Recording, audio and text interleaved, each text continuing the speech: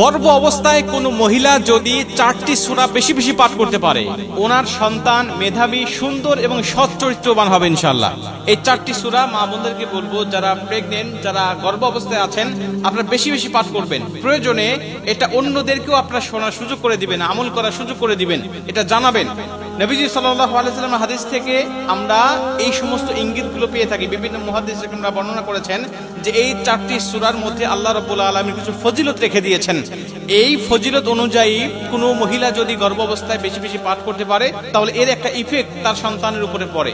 বর্তমান বিজ্ঞান বলছে সন্তানের বয়স যখন 22 সপ্তাহ থেকে 32 সপ্তাহ পর্যন্ত হয়ে যায়, তখন মায়ের পেট থেকে সে বাহিরের সবকিছু শুনতে পারে। মা কি করছে, মা কি বলছে, এটা সে শুনতে পারে। এমনকি বিজ্ঞান বলছে যে সন্তান মায়ের পেটে থাকা অবস্থায় যেটা শুনেছে, বাহিরে আসার পরে ওই আওয়াজটা সে তালাশ করতে থাকে, ওইটা শুনলে সে শান্ত হয়। আর নবীজি বলছেন মা যদি কোরআন তেলাওয়াত করে, এই কোরআনুল কারীমের একটা ইফেক্ট সন্তানের উপরে পড়ে যায়। অর্থাৎ এই কোরআনুল কারীম তার উপরে এমন ইফেক্ট ফেলে যে কোরআন অনুযায়ী তার জীবনটা গঠন করা তার জন্য সহজ হয়ে যায়। এজন্য মুহাদ্দিসরা বলছেন যে এই 4টি সূরা যদি কোনো মা, কোনো মহিলা পাঠ করতে পারে নিয়মিত, তাহলে এর ইফেক্টটা সন্তানের জীবনের উপরে পড়ার কারণে ওই সন্তান মেধাবী হয়, বুদ্ধিমান হয় এবং সৎ চরিত্রবান হয়। যেমন প্রথম নম্বরে তারা সাজেস্ট করেছেন সূরাতুল লুকমান তেলাওয়াত করার জন্য।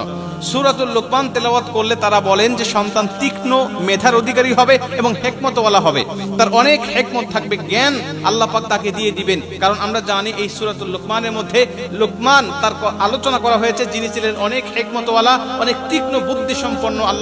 আল্লাহ তাকে হিকমত দান করেছিলেন, জ্ঞান দান করেছিলেন। অতএব এই সূরাটা বেশি বেশি পাঠ করবেন।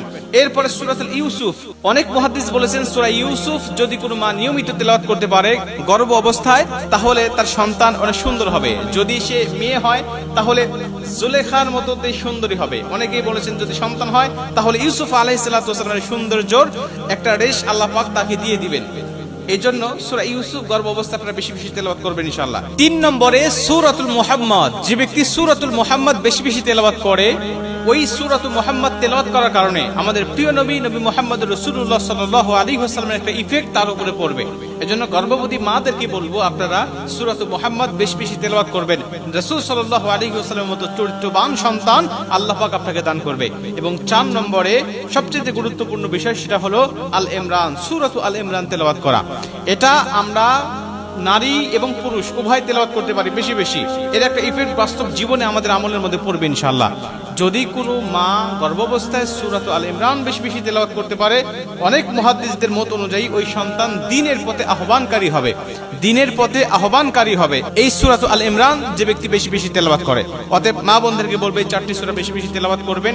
আল্লাহ পাক অবশ্যই 4টি সূরার বরকতে আপনার সন্তানকে অবশ্যই নেককার বানাবেন এবং সুন্দর বানাবেন এবং সুচরিত্রের অধিকারী আল্লাহ পাক অবশ্যই আপনার সন্তানকে